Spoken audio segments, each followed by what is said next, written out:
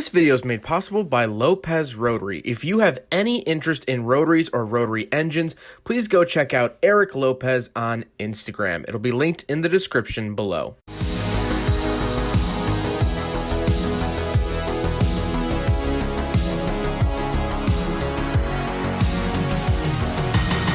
What's up, guys? My name is Zach, and today I am driving a 2004 Mazda RX-8. Up front is a 1.3 liter rotary engine, and down below is a 6-speed manual transmission. Now, I am super excited to be driving this RX-8 for two reasons. First of all, this car is a peach, sitting at only 29,000 miles. This is by far the best and cleanest example of an RX-8 that I've ever driven. But the second reason is that if you know anything about my channel, the history of my channel, I've owned 3 Mazda RX-7s, and I recently sold my latest RX-7 back in November. So it's been several months since I've driven a rotary. I've grown up building, modifying, driving rotary engines, and I've missed them so flippin' much. So today I get to relive a little bit of that.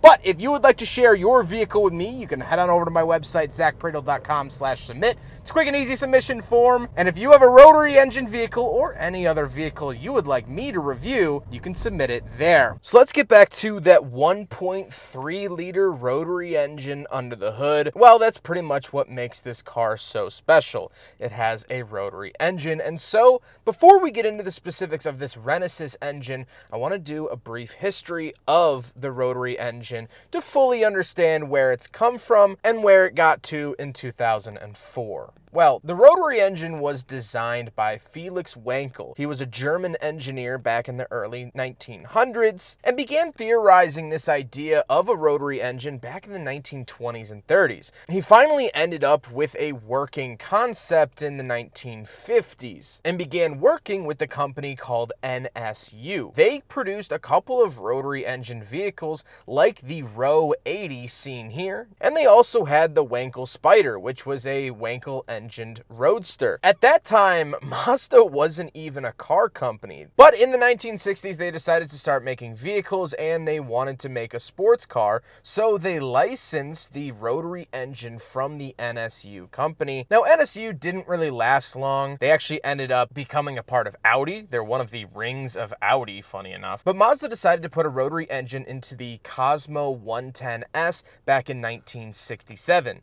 This was a pretty big success, although they didn't sell it outside of their home market of Japan. It was a 1-liter rotary engine known as the 10A and was pretty sporty for the cars of the era. Moving into the 70s, they had the R100, RX-2, RX-3, RX-4, the Mazda Cosmo, which was known as the RX-5 in other markets, the Mazda Repu, which was a rotary engined pickup truck, and these did fantastic throughout the 70s. They were praised for being super smooth, super economical for their size, and for the amount of power that they were making, around 100 horsepower out of a 1.1 liter or later the 1.3 liter, that was pretty dang good. But then things really kicked it into high gear in 1978 with the introduction of the Mazda RX-7, known as the SA. This also came with the 12A rotary engine that we saw in the RX-3 previously, but this was a dedicated sports car. It no longer was trying to be a family sedan or family coupe. It took handling characteristics and inspiration from the Datsun Z series, and this is where the rotary engine really came to life. They later moved on in 1981 to the FB RX-7,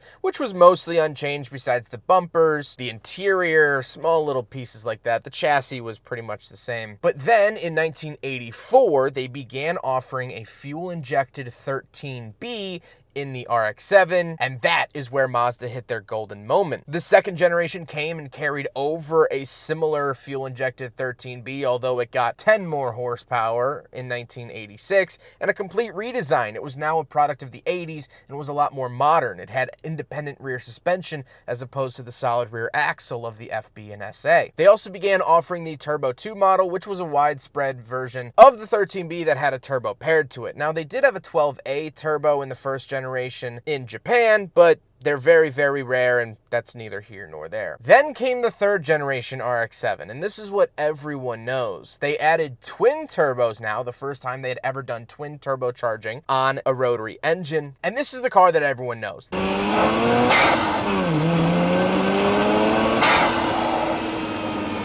Dominic Toretto drove one in the Fast and Furious franchise. It was on the cover of video games and magazines and movies alike. This is the famous FD RX-7. And here in the States, that lasted from 1993 until 1995, where they stopped importing them. In that time, there was also another rotary car that we never got here called the Unos Cosmo, Unos being Mazda's luxury brand at the time, and that got the only factory 3-rotor twin-turbo rotary engine. With 2 liters of displacement, it made well over 300 horsepower, and still to this day is the most powerful factory rotary engine ever offered. Also around this time, Mazda had a Le Mans winning car with the 4-rotor 787B race car, which sounds oh so glorious.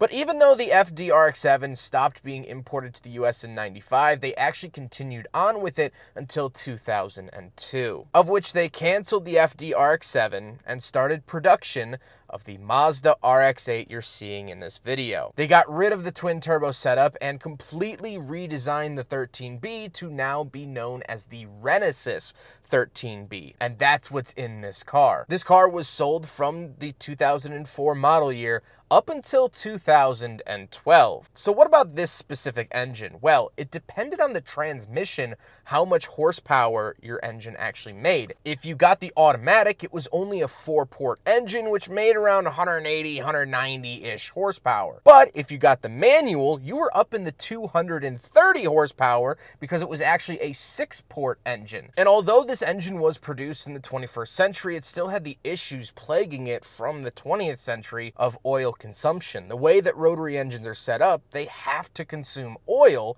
in order to lubricate the apex seals within the engine. This is a big no-no in the eyes of the EPA and would later lead to the demise of the RX-8. But it was praised for being the most powerful naturally aspirated rotary engine ever put into a car. And when it works, the engine is absolutely fabulous. 9,000 RPM redline is amazing. The driving experience of the RX-8 is fantastic, and that's all thank you to that Wankel rotary engine under the hood. It does take a little bit of getting used to drive a rotary. In this video, I have to recalibrate my brain a little bit because I haven't driven a rotary in a while. If you have mechanical sympathy like I do, it's going to be a tough drive because cruising, you want to sit at 3,000 or 4,000 RPM around town. That's where the rotary engine is happy because it doesn't have a whole lot of rotating mass and thus torque. If you drive it at 1,000 or 2,000 RPM, it's going to accelerate like a mail truck and bog itself down. So it's going to be a little loud. It's going to feel a little unnatural to drive, but 3,000 to 4,000 RPM for cruising is the happy spot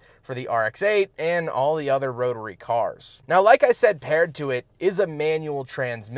Now, this is the 6-speed, and this is the only rotary car to ever be outfitted with a 6-speed transmission. It's a good transmission. It feels great. Mazda has always really nailed it with their manual transmissions dating back to the 70s of the vehicles that I've driven. It feels great. The clutch is nice and light, very Miata-esque, and I like that about it. Last but not least, of course, the RX-8 is rear-wheel drive. So how does it feel to actually drive the Mazda RX-8? Is it good? It's so buttery smooth. The shifter feels amazing. It's exact. It's powerful. It's mighty. That 9,000 RPM red line is begging me to hit it. The chassis is so confident. It's not the most rigid thing in the world. It's not the floppiest thing in the world, but it's confident. It knows what it is. And that's helped out by the fact that this actually is technically just a lengthened NC Miata. They use that platform as the basis for the RX-8. And so a lot of NC Miata parts actually bolt onto this thing, but it's very, very good. This is the best handling rotary car ever made, bar none. Better than the FD RX-7.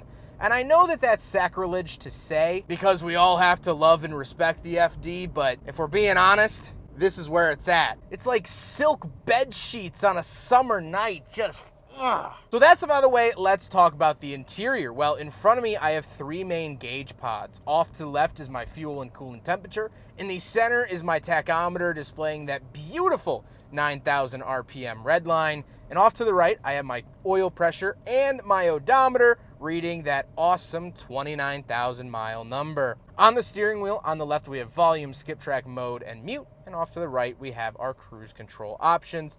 This steering wheel is very reminiscent of the Mazda Speed Miata that I filmed and other vehicles from the early 2000s Mazda catalog. Off to the left, I do have a climate control vent as well as my gauge dimmer switch and traction control off. Moving on to the door, I have my power mirrors, power locks, and power windows. Moving into the center, we do get a little digital readout. This is shared with like the Mazda 6 of the era, and I quite like it. And then we have 2 climate control vents and the radio, which is this giant circle, which kind of made it rather problematic for putting an aftermarket radio in down the road because it's all kind of one piece, but we do have power and volume in the middle. Odd that they went with a circle since everything else in this car is a triangle, but that was a design decision that they made.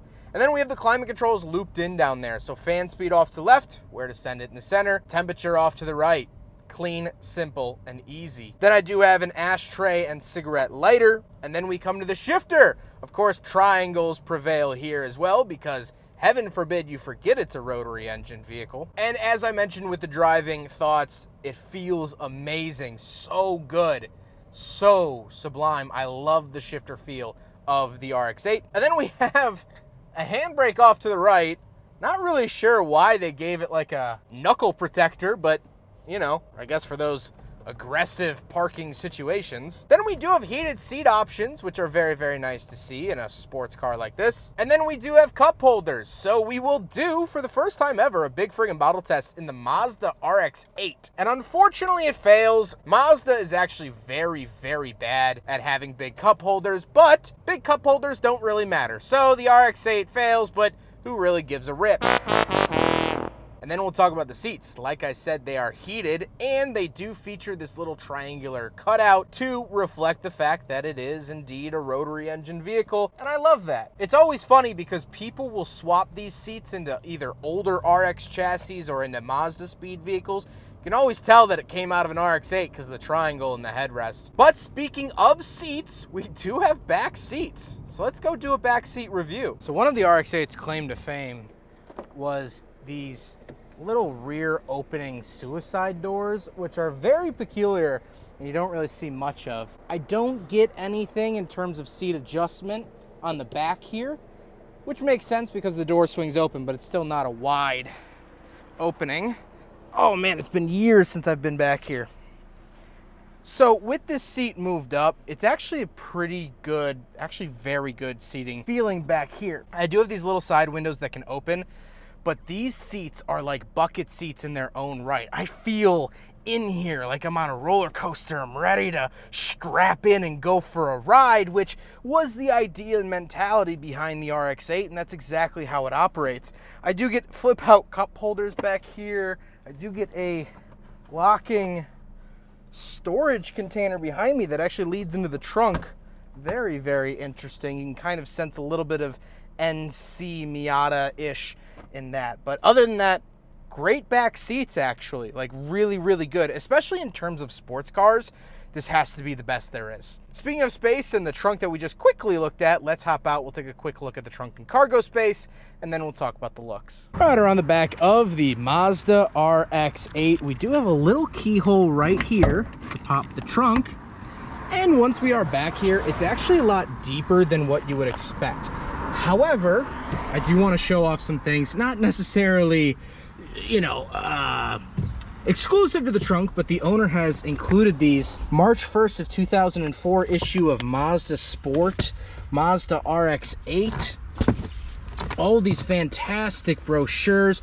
This is actually a book. I highly recommend it if you're getting into RX-8s. This is by Jack K. Yamaguchi. He also has one about the FD RX-7 and the FC RX-7. I've read the FC one maybe 10 times and I love it. So these books are fantastic. This is a nearly identical replica of the actual steering wheel, and this actually just contains touch-up paint. RX-8 product DVD. Trunk space is pretty good. I forgot that this was even a trunk review, but there it is, Mazda RX-8 trunk. Now we gotta talk about the looks, and I am honestly not a fan. Here's the thing. The Mazda RX-8, this is the first model year of the RX-8.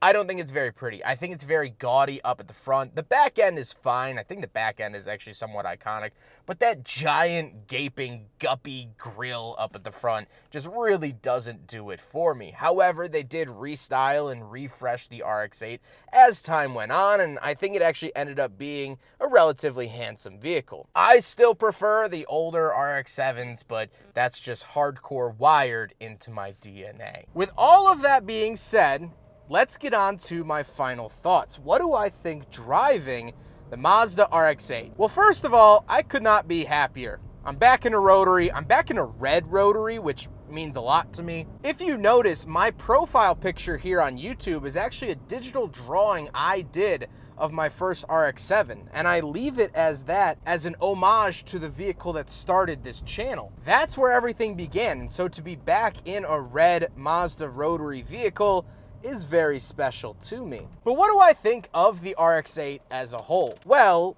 this car was strangled from day one when this vehicle was purchased brand new in November of 2003. The engine had major restrictions put on it because rotary engines burn oil by design. They're not very EPA friendly, and that ended up actually being the demise of the RX-8. In order to make it more efficient and eco-friendly, they made the apex seals a little bit thinner, which led to more engines blowing up. These earlier cars also only had a single oil passage, where later cars had two for better flow. These cars also had their exhaust ports on the irons instead of the housings, which made them heat soak way easier, and if you ever tried to modify them, you would run into some pretty bad luck. So these Renesis engines sort of gained a reputation of not being very good. Now, part of that also was human maintenance. You know, back in the early 2000s, we were past the era of valve lash adjustments and carburetors, so popping the hood on your 2004 car wasn't a normal thing like it was in the 70s with the RX-2 and RX-3.